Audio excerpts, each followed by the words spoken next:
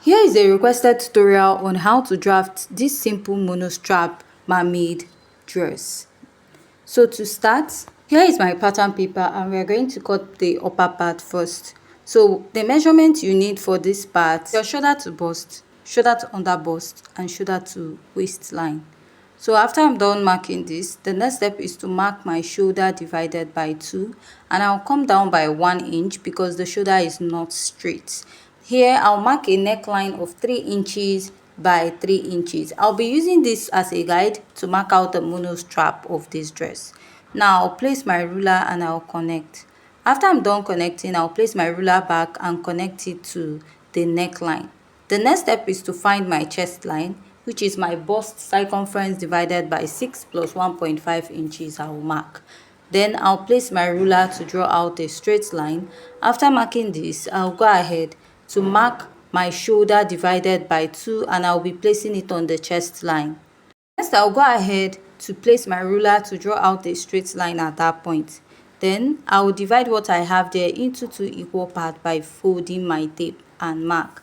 I'll come in by ½ inch. Here I'm going to mark the bust circumference divided by 4, connect all the way to the upper part and connect to that ½ inch at the armhole.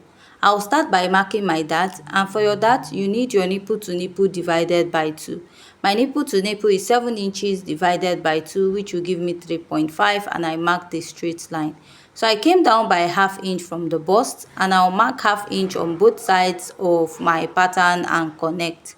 That is on the dart lines. Here I'll start inserting my measurements. I had to mark my bust circumference divided by 4 and add my sewing allowance. I'm not using the bust dart technique. Here I'll mark my under bust circumference divided by 4, measure the dart intake, replace it, and I'll add my sewing allowance.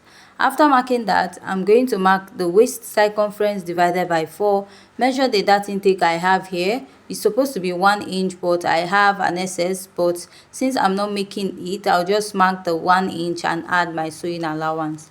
So please use any sewing allowance of your choice. This is a drafting pattern and I'm not going to make use of it. So after I'm done marking that, what I'll do is to go ahead to cut out this part, and after cutting it out, I'm going to trace this out and use it to cut out that of the back pattern of this dress. So I notched the neckline, which will serve as a guide, and I'll open this up.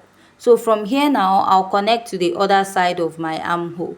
So what I'll do is to go ahead to open up my pattern and I'll start connecting from the neckline to the other side. So you can do -4 or -5.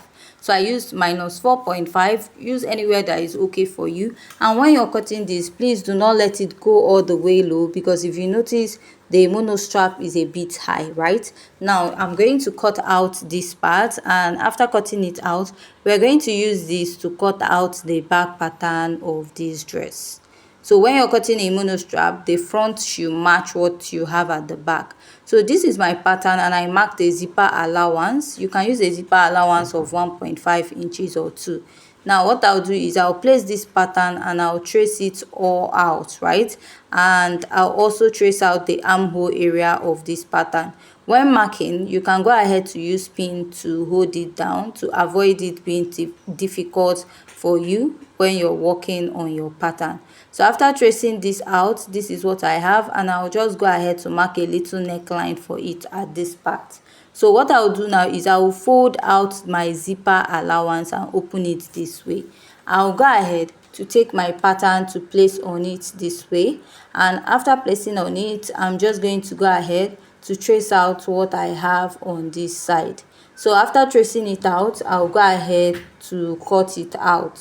I'll go ahead to cut out this part. So this is what we'll be having for the back pattern of this dress. So what I'll now do is I'll go ahead to slash this part open. That is the zipper allowance. I'll slash it open, and then when I merge this up, I notice it's not meeting here. What I'll do is I'll cut this off. Now after cutting this off, this is what I have. Now let's get rid of the zipper bulge at the back of the dress. And to get rid of the zipper bulge at the back of the dress, you mark ½ inch on the lower part, place your ruler, and you're going to connect this all the way up towards the upper part of your bust on the pattern, and then I'll go ahead to chop it out. So this is what you'll be having for the back pattern. This is like the easiest way to cut your mono strap. Now after cutting this part out, this is what I have. Now if you notice on one side of this dress, on the shoulder of one of the pattern, we have like a slight gathers there. You can just go ahead to cut it open a little and spread it out. Then after cutting, when you're joining, the back pattern will serve as a guide to join back the neckline. So measure what you have on the neckline and then round your armhole and to the back pattern of your dress. After doing that, you have to like cut out, take your fabric, whatever measurement you get, right? After taking that from the shoulder on one side to the armhole, you're going to cut out a straight fabric which you're going to use to attach to the shoulder. Then wrap it round your sleeve, that is, wrap it round your hand on the other side. Then take it to the back pattern of your dress. Now let's cut out the skirt pattern. I have this on fold. Now to cut out your pattern, what you need is your waistline, your hip point, right? At the upper part of this pattern, I'll be using it as the waistline. So for the hip point, mark at least 7 inches from there. Serve as the hip point of this pattern. For a much taller person, please use 8 inches. So I'll just roll out a straight line there. Now on the waistline of this pattern, I'll mark the waist circumference divided by 4. Add any sewing allowance of your choice. Now place your tape, measure from your waist to your knee point, and you're going to draw out a straight line at that point. After marking that, you're going to come up by 2 inches from the knee point, and you're going to go ahead to mark. After you're done marking at this point, go to your hip point and you're going to mark your hip circumference divided by 4 and add your sewing allowance. Connect from the waist to the hip point. Now whatever measurement you have here, take out 2 inches from it and connect it to that point. Now when going down, you're going to extend to the full length of your fabric. Let's say what you folded your skirt is with your hip circumference, you add extra 6 inches to it and connect it all the way to the lower part. Then go ahead to cut out. After cutting out, this is what I have. So the flare part or the mermaid part is not that much, it's just very little.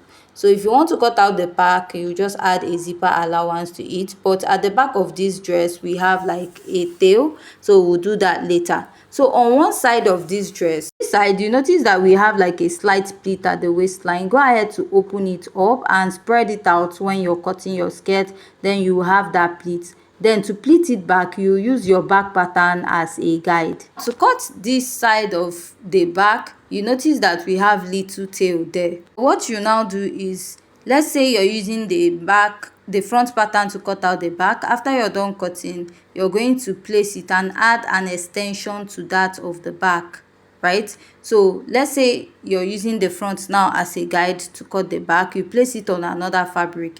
In front of that fabric that you have, you'll be adding like your zipper allowance. So you'll be using a zipper allowance of 1.5 to 2 inches. So from this upper part here, you will now extend it all the way down. You can use a 6 inches extension at the lower part or 8, depending on how open or wide you want the tail to be. But the tail we have on this dress is very little. So you'll be just adding 6 inches at the lower part of your skirt, and then you go ahead to cut it out. So after cutting out, this is what the back pattern will be looking like.